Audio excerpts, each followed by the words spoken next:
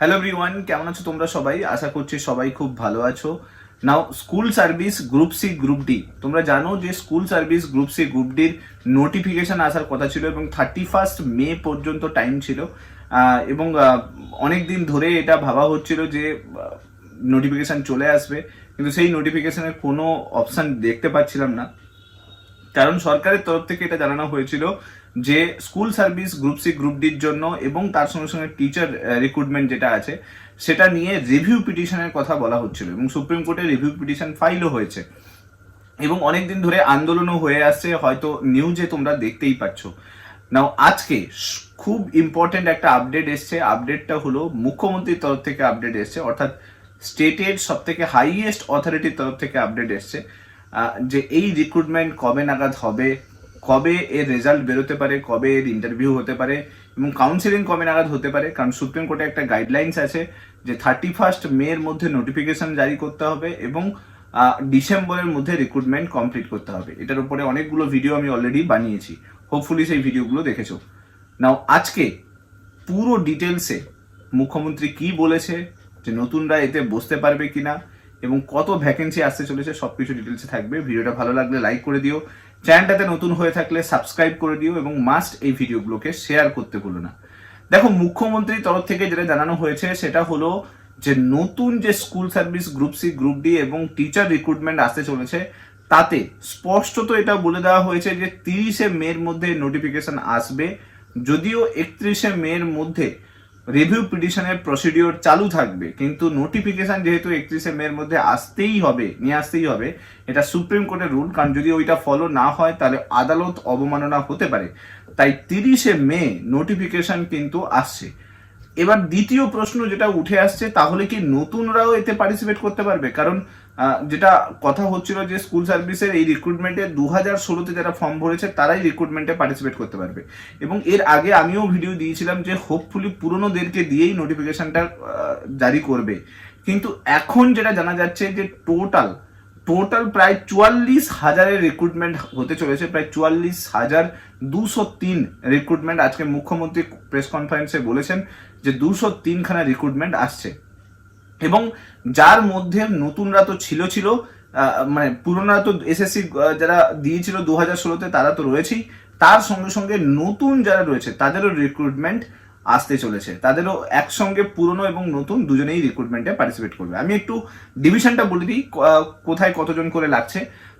Group সির জন্য অতিরিক্ত 571টা পদ তৈরি করা হয়েছে। গ্রুপ ডির জন্য প্রায় 1000-এর বেশি অতিরিক্ত পদ তৈরি করা হয়েছে। মোট শূন্যপদ 44,230, যার মধ্যে নবম দশম যারা রয়েছে তাদের শূন্যপদ হচ্ছে 23,112খানা সিট এবং একাদশ দ্বাদশ যারা চাকরি প্রার্থী রয়েছেন তাদের শূন্যপদ হচ্ছে 12,514। আর গ্রুপ সিতে টোটাল 2,989খানা সিট এবং গ্রুপ ডিতে টোটাল 5,488খানা সিট।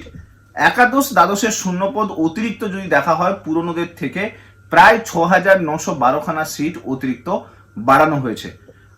আর যদি আমরা টোটাল যদি দেখি, সব মিলে যদি দেখি, অতিরিক্ত প্রায় 24,000 সিট অতিরিক্ত শূন্যপদ তৈরি করা হয়েছে।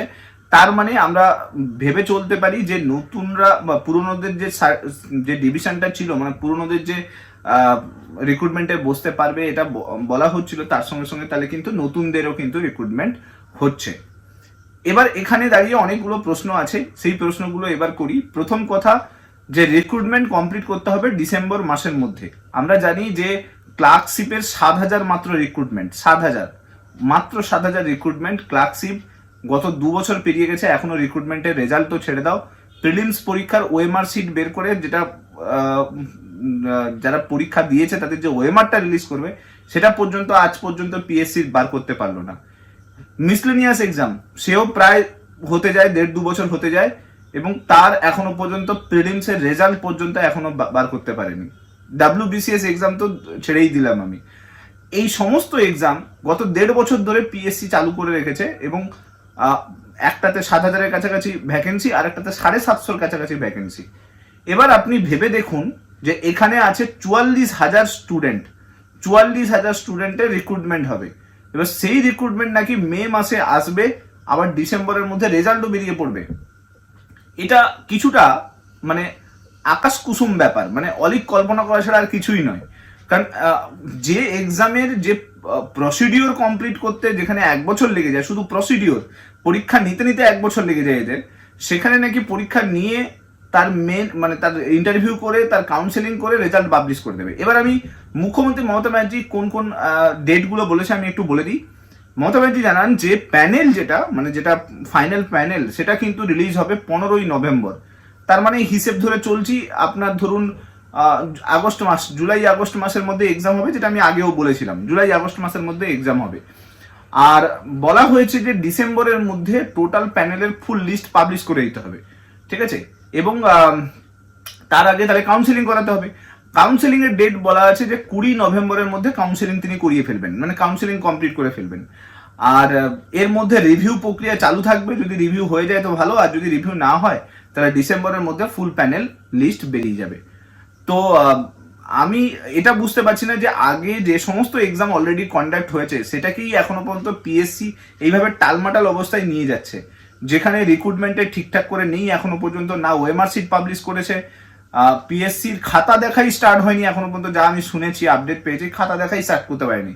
2 বছরে যেখানে একটা কপি চেক করা স্টার্ট হতে পারলো না, তাও আবার প্রিলিমসের কপি, খাতা দেখতেও হবে না, কাউকে বসিয়ে চেক করতে হবে না, মেশিন দিয়ে ওএমআর দিয়ে চেক করবে। সেম ভাবে মিসলেনিয়াসের সেখানে কপি চেক করে উঠতে পারেনি, আর এখানে 44,000 রিক্রুটমেন্টের করে দেবে। এবার আপনি ভেবে দেখুন এই 44,000 রিক্রুটমেন্টের জন্য কতজন পরীক্ষায় বসবে। প্রায় না করে আমি বলছি এই মুহূর্তে দাঁড়িয়ে 10 থেকে 12 লাখ, আমি তো এটা অ্যাজামশন করে বললাম 10 to 12 লাখ, আরো বেশি হতে পারে, কারণ টিচার রিক্রুটমেন্ট আজ থেকে প্রায় 11-12 বছর পরে মনে হয় টিচার রিক্রুটমেন্ট হচ্ছে। তো এত জনের কপি চেক করা ডিসেম্বরের মধ্যে কমপ্লিট হয়ে যাবে। তাহলে যদি কমপ্লিট হয়ে যায় তাহলে প্রিলিমস, ক্লার্কশিপ প্রিলিমস এবং মিসেনিয়াসের প্রিলিমসটা দয়া করে বের করে দিন, কারণ ওটাও তো আটকে আছে, ওটাও তো স্টুডেন্টরা অনেকদিন ধরে অপেক্ষা করছে। তো এখন দেখার বিষয় যে যা বলছে সেটা তো শুনছি, আমরা সবাই শুনছি, আমরাও শুনছি, যারা চাকরিহারা তারা সবাই শুনছে। এখন দেখার বিষয় কি করে। তবে রিক্রুটমেন্টের নোটিশ কিন্তু বেরোচ্ছে, এবং যারা নতুনরা আছো আমি তাদের জন্য বলবো অনেক বড় একটা সুযোগ আসছে। রেজাল্ট যবে বেরোবে, পরীক্ষাটা তো আমাদেরকে দিতে হবে ভালোভাবে, তাই নতুনদের কাছে একটা বড় সুযোগ বলতে পারেন। তো সুযোগটাকে নিতে হবে, সেই রিলেটেড সমস্ত কিছু দেখতে হবে, বাট তার আগে নোটিফিকেশনের জন্য ওয়েট করতে হবে। 30 তারিখ নোটিফিকেশন বেরোবে, মানে আজ থেকে 3 দিন পরেই নোটিফিকেশন বেরোবে, তারপরে সমস্ত কিছু ডিটেলস চলে আসবে। হোপফুলি যা কিছু আপডেট আসবে আমি শেয়ার করতে থাকবো। ভিডিওগুলো ভালো লাগলে লাইক করে দিও, চ্যানেলটাতে নতুন হয়ে থাকলে সাবস্ক্রাইব করে দিও, এবং এই চ্যানেলটার সঙ্গে জুড়ে থাকতে ভুলো না। Thank you so much. Next video তোমার সঙ্গে আবার দেখা হচ্ছে। Till then, bye by.